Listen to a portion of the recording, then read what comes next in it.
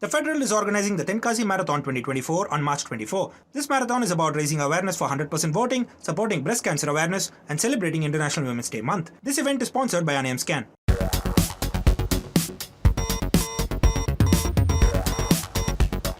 Hello and a warm welcome to Federal's special program, Capital Beat. Centre today has filed an affidavit in the Supreme Court opposing the stay of the Election Commissioners Act. Remember, the two new election commissioners were appointed on March 14th. After that, there were a batch of petitions which were filed seeking a stay on the appointment process. And regarding those petitions, which are listed for tomorrow in the Supreme Court, Centre today has filed an affidavit, and I want to read out what exactly the Centre has written in its affidavit. First point, that's point number one. Centre says the independence of ECI does not arise from the presence of a member of the judiciary in the selection panel. So basically, it has said that they have justified the exclusion of the Chief Justice of India. Then they further go on to argue that high constitutional functionaries are presumed to act fairly. That's point number two.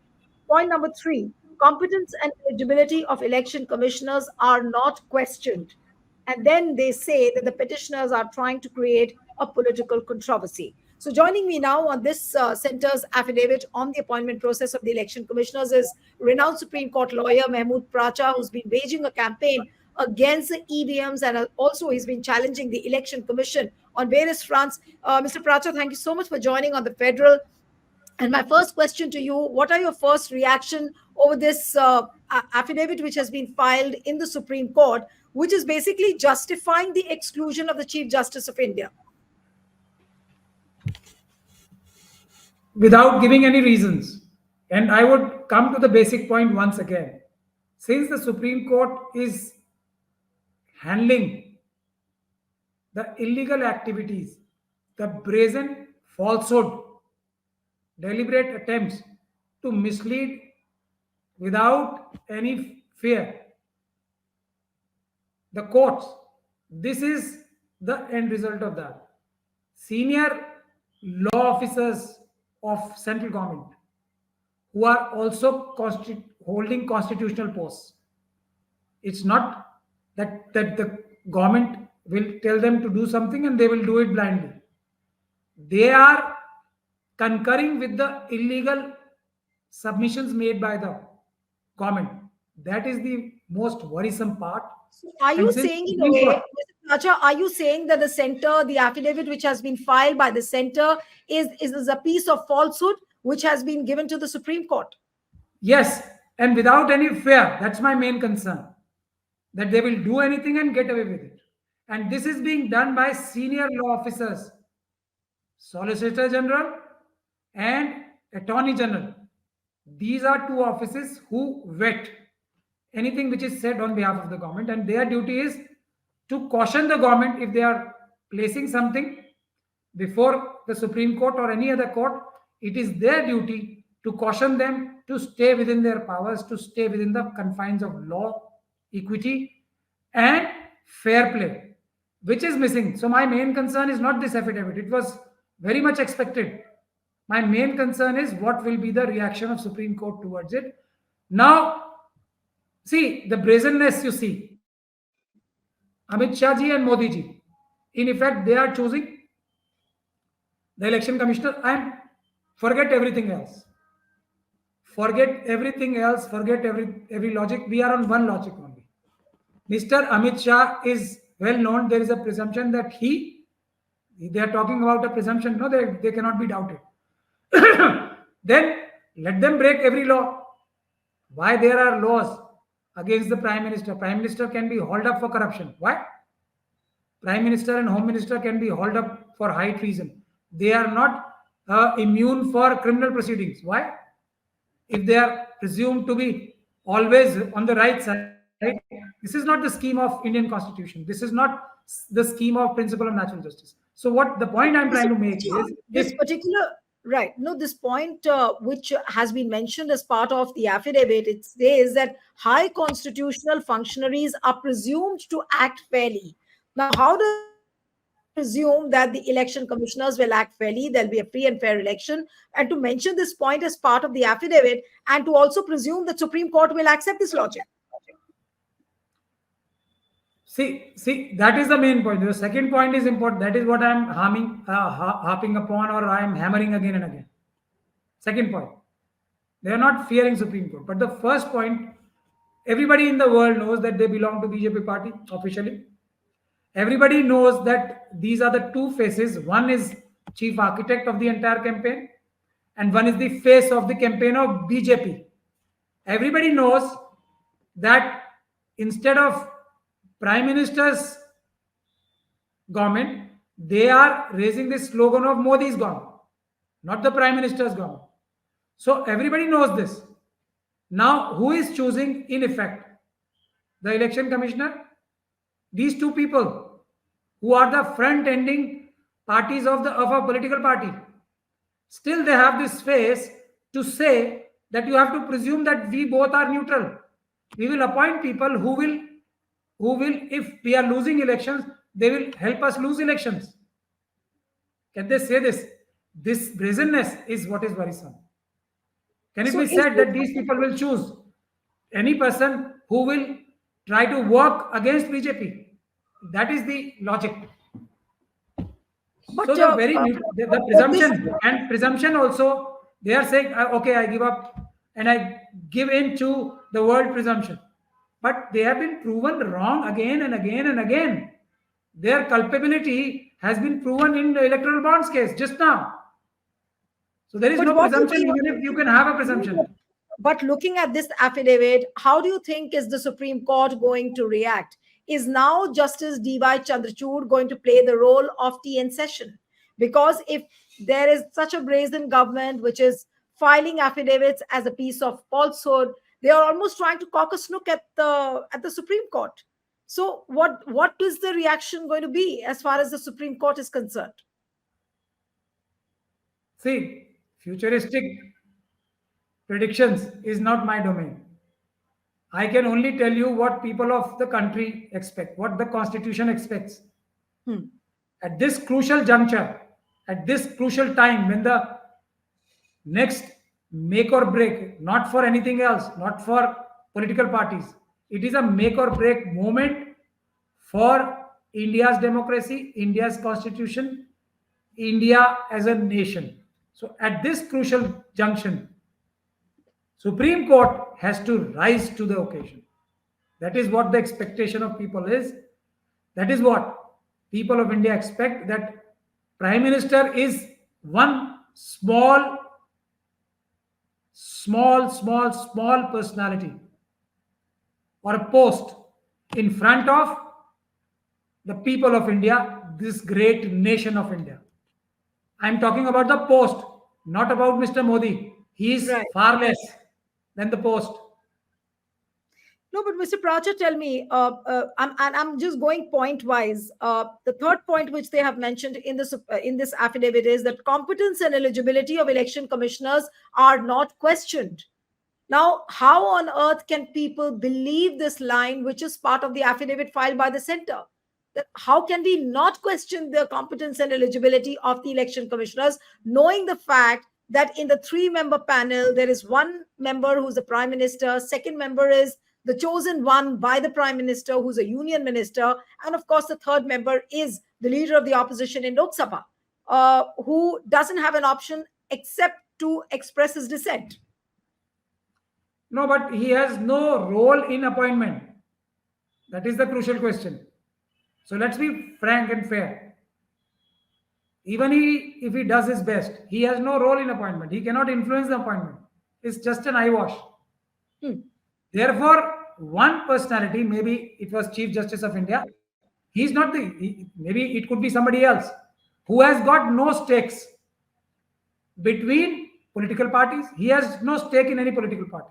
No, but for a person like you, some institution. But Mr. Pracha, for a person like you or me or any other third neutral member might think that, the presence of a judicial member might make a difference, or say, for example, the presence of the Chief Justice of India, but the government is trying to justify the absence of the Chief Justice of India. They are saying that the independence of ECI does not arise from the presence of the member of the judiciary in the selection panel. See, that is their best foot forward. They have no other explanation, no. Please understand this. First, there is a concept of maintaining equality in choosing, maintaining neutrality. In that, I concede that there should be two people, one from the chief opposition party, one from the ruling party. Now, there should be a third person, neutral person. As a concept, I'm saying, thereafter, Chief Justice or any judge of the Supreme Court would only enhance the quality, because that position you are able to have access to various inputs from various agencies. So that adds value to this neutral person. I hope that I'm making myself clear. First is the concept of having a neutral system. Second is this third person as a icing on the cake is very high ranking person who can decide. Is having a weight to decide on this crucial matter, not only because of his position, but also because of the inputs he gets from various agencies and the inputs he can demand from various agencies. That's the concept of CJI. But, another justification which has been given by the center in this affidavit is that, it was humanly not possible for one chief election commissioner to conduct a humongous election exercise. And therefore, they had to appoint these two election commissioners. So that is another justification which has been given in the affidavit. I think last I remember, there are 3 posts and one was vacant for a very long time before Mr. Goel resigned. So why this everything of theirs is a farce? Everything they speak is a lie, is the basic point. Why was this one post? I think if the third post were filled up long ago, nobody was stopping them. So their idea is to create justifications on a totally different platform, and try to give a different angle, which is in itself can be justified. Now, apparently, an innocent person will be very convinced with this argument. But when I tell you that they could have done this for a long time ago, then their argument falls. Who can deny that? And one person is better than two. Everybody knows. 3 are better than 2. What is this great science? Rocket science, they are telling us. So, but again, the question would be, they have no better argument apart from saying that you cannot presume anything again. I think in elections or in anything which involves fair play, principle of natural justice, everybody should be seen with a doubt. That is the best system. Why are there checks and balances? Why there are 4 pillars? Why there are 4 pillars? Why Supreme Court is a watchdog of the parliament? Right. Checks and balances. So everyone has to be seen with a suspicion. That's the basic principle of ensuring neutrality, basic principle of ensuring equity, equal level playing fields. Right. They've called these petitions, which have been filed seeking a stay on the appointment process of the election commissioners. They've called these petitions politically motivated, and they are saying that they've been done, with a political malified intention. Perfect. What a beautiful answer. I salute them. And these appointments, last minute appointments, they are not political appointments. I mean, because they are sitting on those chairs, they become saints, untouchables. I mean, they cannot be wrong. They can do no wrong, despite a recent judgment of electoral bonds. After such a big slap, if any honorable person would be there, he would not come up with these kind of lame excuses or falsehoods. So their appointments are not political. These petitions which are in reaction to their misdeeds. But Mr. Prajan, what does your legal wisdom say? That is this affidavit going to be demolished by the Supreme Court, especially on the premise, the logic which they have taken? What is the logic? I could not get the logic at all. So you're saying that it's a piece of illogical affidavit and it doesn't have a logic? Pardon me, but whatever you told me, I don't find any logic in that. I mean, that a 5-year-old schoolboy could have created better excuses. That is all I can say. But they can carry it. That's their beauty. Right. That confidence that we will carry any kind of falsehood, any kind of hilarious argument, any kind of 56-inch, any kind of advising Right. a Swedish scientist about the windmills. I can carry it. That is the beauty. But Mr. Pracha, one last question which I want to ask you. That day before yesterday, when Prime Minister was holding a rally in Coimbatore, there were about 50 children who were used in the rally, in the political rally of the Prime Minister. Now, the District Education Officer of Coimbatore has written a letter to the school management that how on earth did the staff members take those school children for the political rally? And the CPI also has written to the Election Commission.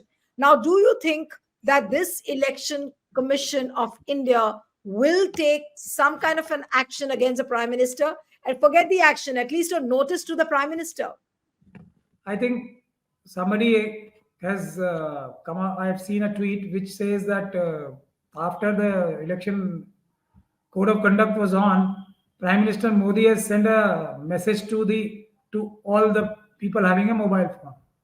Yes, Election he sent a Commission. letter. He sent a letter to all the citizens of the country, Yes. not only the country, but also abroad. Yes. So the basic question remains: if the Chief Justice was one of the panelists, then you can expect this. Now, even Mr. Goel, this time they have chosen a person who's got a better conscience than even Mr. Goel, who resigned. So this time, once bitten, twice shy. This time they must have, I don't know what, I can only speculate. They would have actually made them force them to do certain things which will be so highly objectionable before appointing them.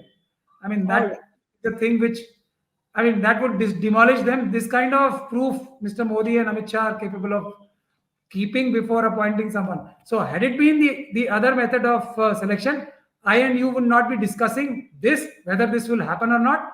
I and All you right. would be discussing that this has already happened, and should it be more or less, or was it enough, or should we do more? That's All right. that's the All right. So these batch of petitions are listed in the Supreme Court tomorrow. We'll have to wait and watch as to what happens. Thank you so much, Mr. Pracha, for joining on the Federal. Thank you so much.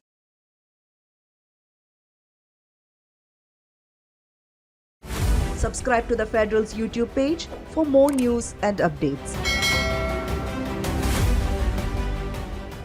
The Federal is organizing the Tenkasi Marathon 2024 on March 24. This marathon is about raising awareness for 100% voting, supporting breast cancer awareness, and celebrating International Women's Day month. This event is sponsored by Scan.